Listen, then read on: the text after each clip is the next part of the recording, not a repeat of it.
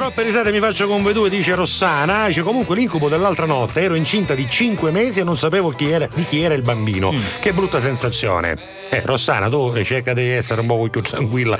No, vabbè, se è un incubo, è strana questa cosa, Anche se a prescindere comunque essere incinti non è mica un incubo, No, però non sapere di chi è, voglio dire che uno dice, ma di chi è? Magari non è manguzzita da Carusa e si trova incinta nel sogno, capisci? Quello è il problema, no? Anche se c'è una barzelletta su questa cosa, la vuoi sentire? Sì, come no? Come no? Che certo, non è molto muciolia, no? Non mi fare domande mentre mi vedi Vabbè.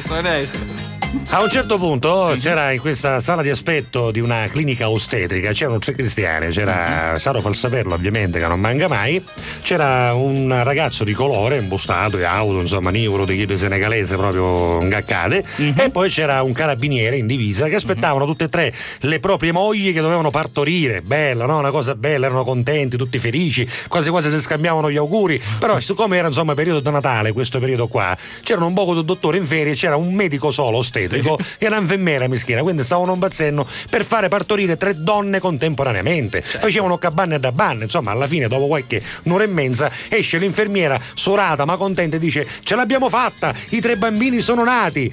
Dice però c'è un problema. Come un problema? Sì, perché purtroppo c'è una confusione, i piaceri in mescamo, quindi ora non sappiamo qual è il figlio di uno e il figlio dell'altro.